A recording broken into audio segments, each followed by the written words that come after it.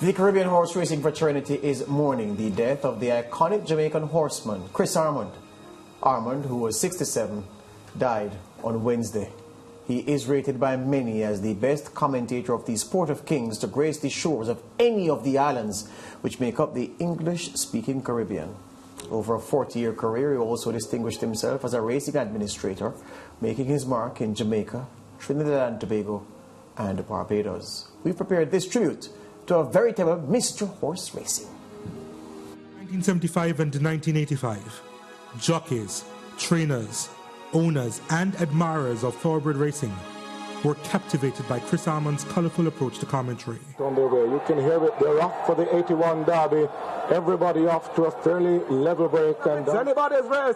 Royal Dead on the inside is under pressure from the boss and Mouton Cadet on the outside. Sirocco and Forceful Native come forward. They're a furlong and a half away from home. And Royal Dead is fighting back on the boss. And now Royal Dead begins to show its class in the Derby. He begins to sprint away from them. Winston Griffiths will land his first Derby this afternoon. Royal Dead becomes a super horse in Jamaica. He wins it over the boss and Forceful Native. His booming voice, coupled with his gripping, continuous style of commentary, earned him the love and admiration of racing fans. We loved him. He was our good friend. And back in the days, the bad old days when I used to drink, he was one of my drinking partners and everything. So I tell you, we go a long way. We go a long way.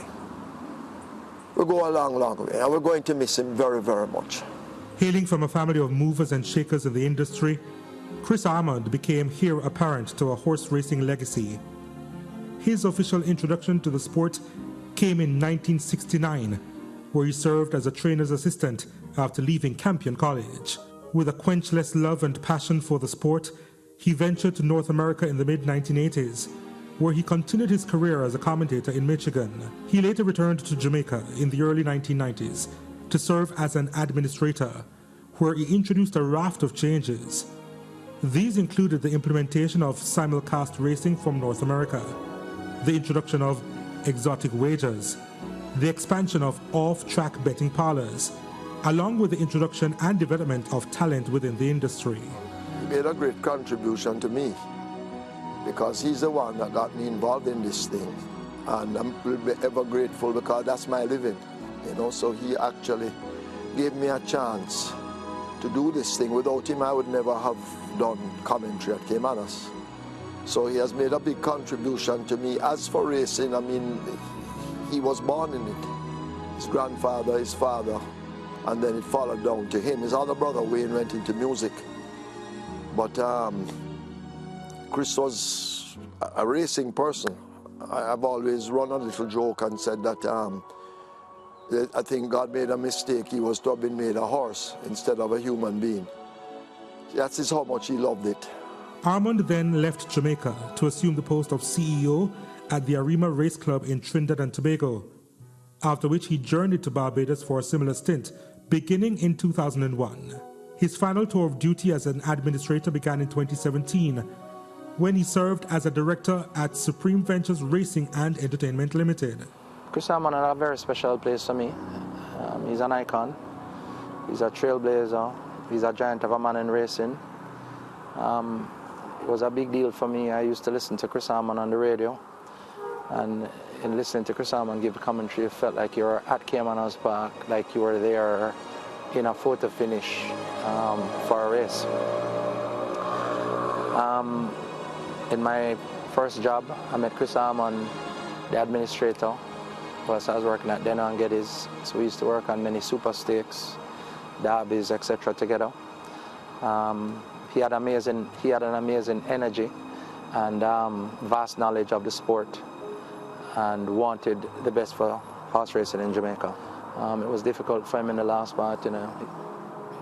When he slowed down a bit, he still brought that energy to the park, and he'll be missed. So this is a giant of a man that has done a lot for racing in Jamaica, and you know, we'll miss Chris Armond. Chris Armond retired in December 2020, following a fruitful and fulfilling career. SV Ariel, for this wonderful moment, so emotional about it, lads. But thank them very much for me, please. Yeah, we certainly will. I spoke to Solomon Sharp, chairman of SVREL, earlier on today, and he was hoping that you're saying goodbye, but racing can't say goodbye to Chris Armond, given the image and the colossal contribution that you've given to the sport. Let's thank everybody for the kind words today. And I won't be going away for good, but I'll be going away for a little while. Thank you very much, Chris Armond. Thank you very much, Mr. Peart. His career and contribution to the sport of kings is admired globally. Chris Armond, gone, but his legacy lives on.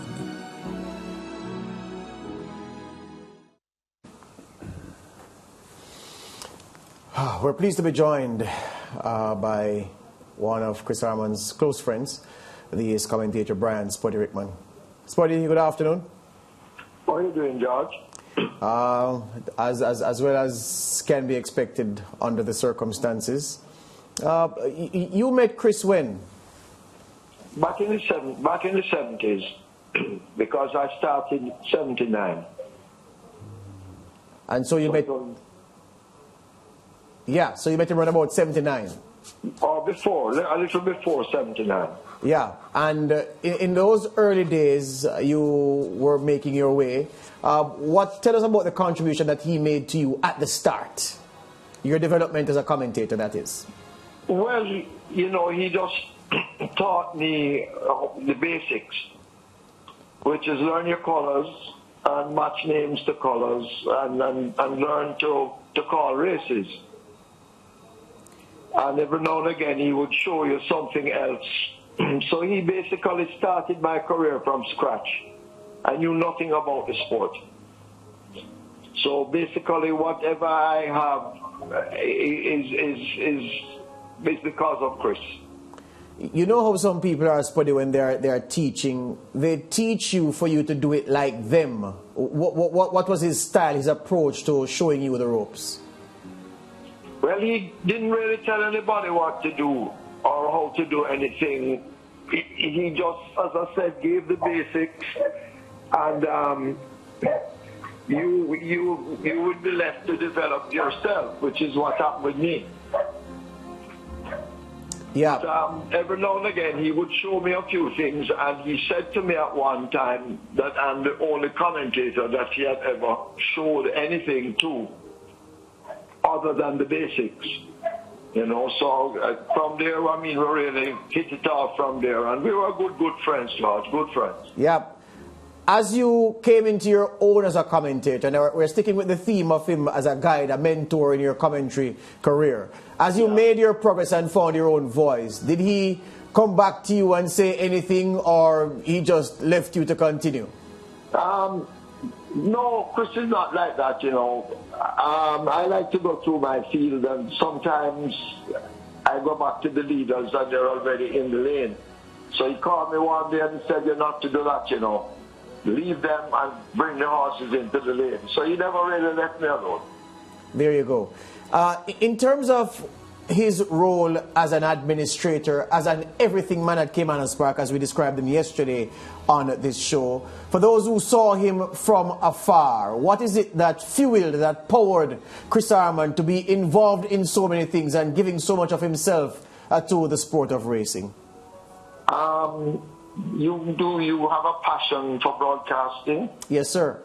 And you would say that you have a passion for it. You don't just like it, or you did it because you didn't know anything else you could do.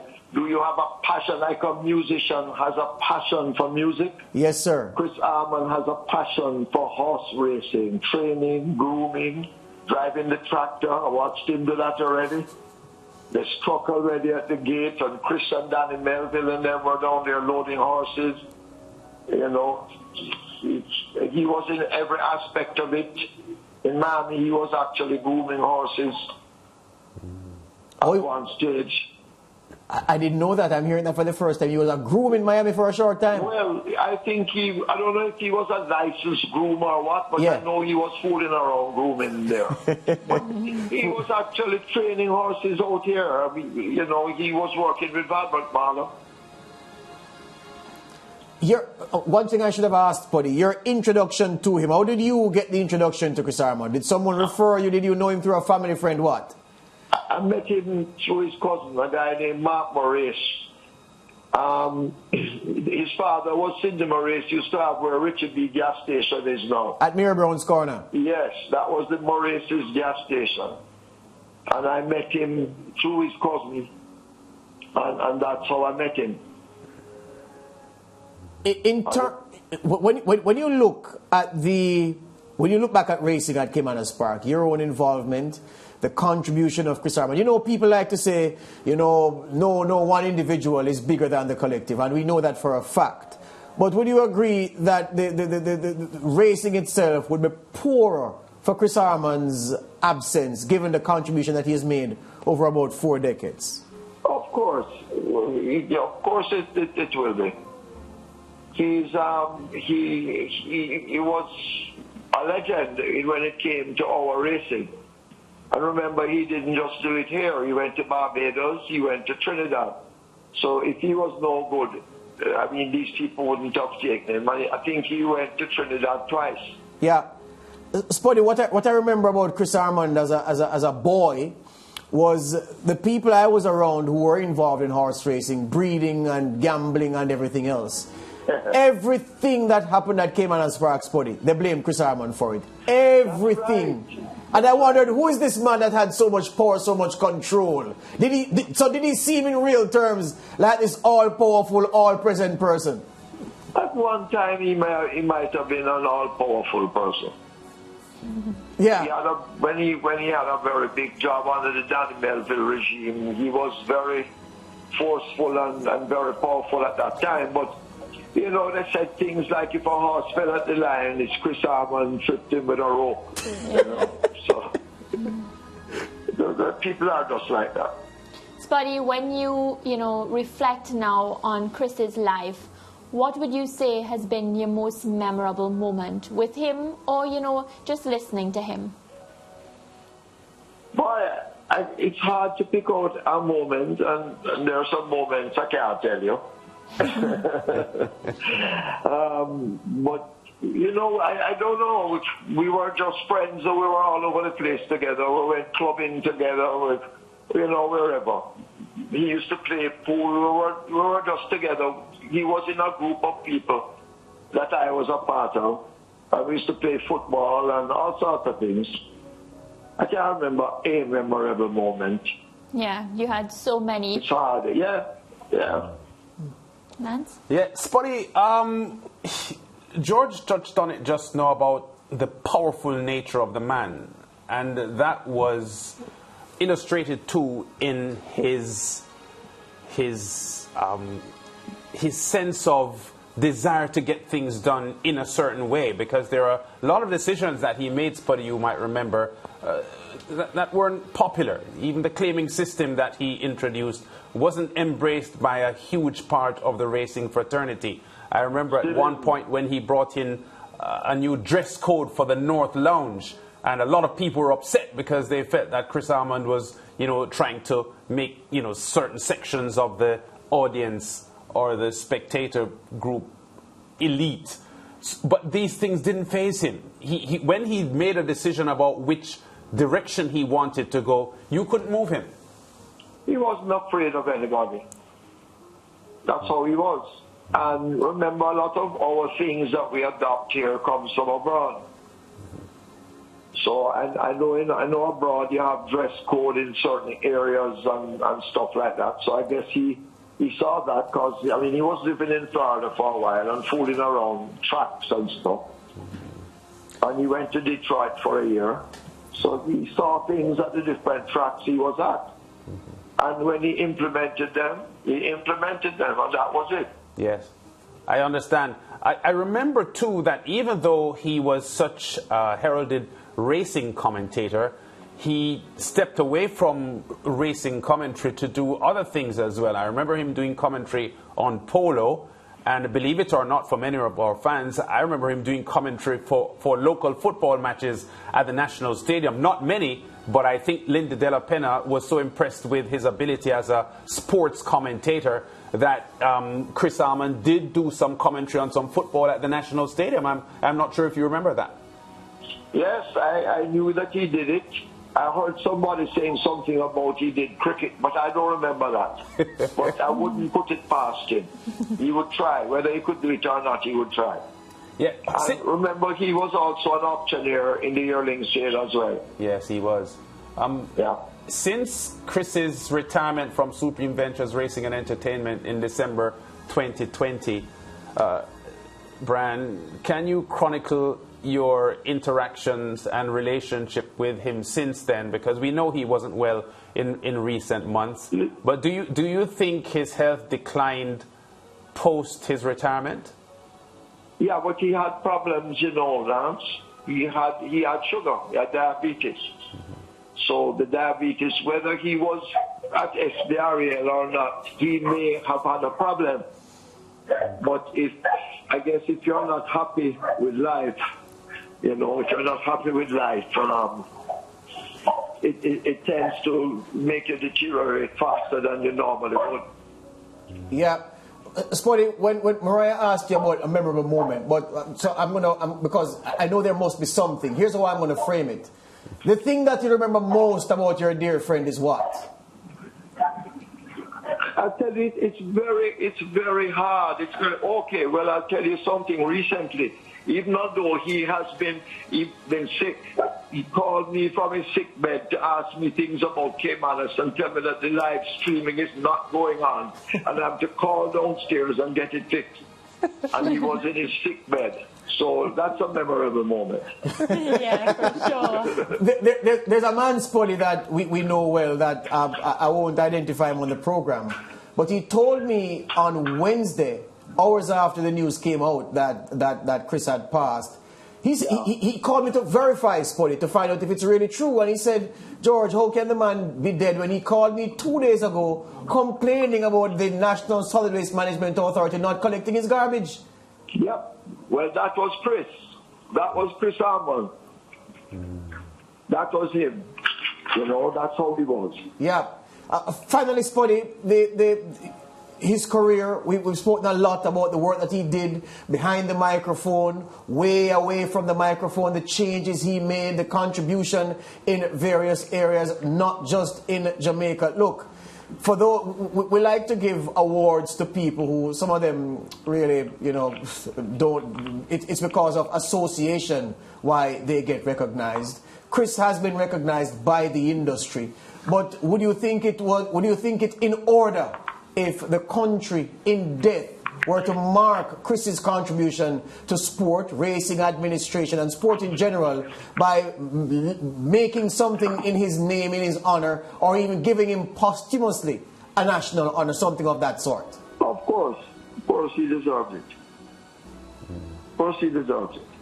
And you would support such a move, of course? Of course. There you go. There you go. Brian, thank you for taking time to speak with us this afternoon. We wish you all the best. We'll talk again. And thanks a lot for having me. Good. And thank you for the mangoes, Spotty. Okay, I'm glad you like them. All right. I didn't realize you had eaten them already, George. No, I haven't. Well, guess what?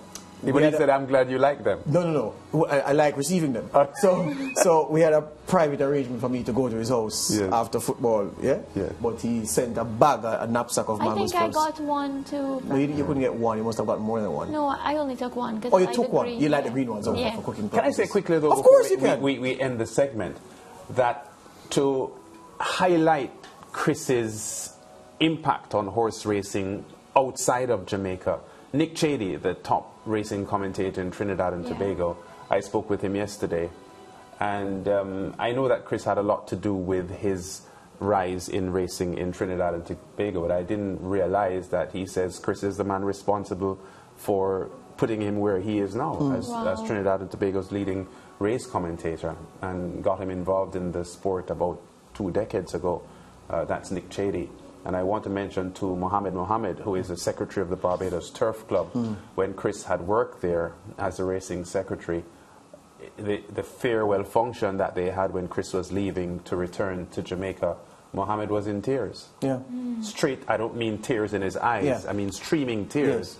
because of how much Chris Armond had taught him and meant to him as someone who was a younger person in the racing office in Barbados, and offering him all the information and experience that he would have needed to continue on at the Barbados Turf Club. So, you know, I think some of the staff at the Barbados Turf Club were even laughing at Mohammed, you know, the way he was crying, because it was such a devastating moment for Mohammed to be saying goodbye to Chris Armond, and that's the sort of impact that Chris had, both in Trinidad and Tobago and in Barbados, where he had worked with those jurisdictions for several years. The producer says we have to go, but can I say that you know how I feel about Brian Rickman as a commentator?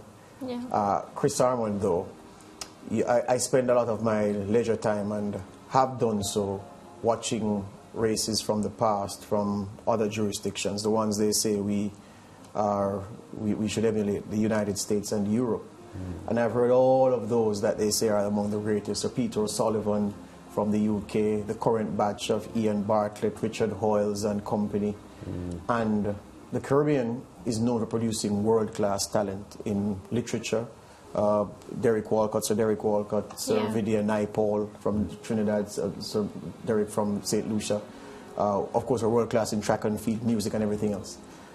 Let me tell you, pound for pound, in terms of the excitement he generates, and there are things he does that Spuddy doesn't do, but there are things and the kind of control that Spuddy has that Chris never had. But pound for pound, man, Chris Armond has to be one of the top 2 or 3 commentators I've ever heard in horse racing. And I watch more than enough horse racing, and have studied more than enough to be able to say that. And I think it is necessary for me to say that for the record right here. The man was that good. Fluency, excitement generating, and giving you a visual representation of something you were hearing on the radio. Oh my gosh, he was more than special. More than special. Wait, you don't have to tell me that, George. Yeah, I'm not telling you that. Yes, I'm not telling you that. He's telling me. I'm telling my friend Mariah. Yeah. All right, viewers, we're taking a quick break and we'll be back.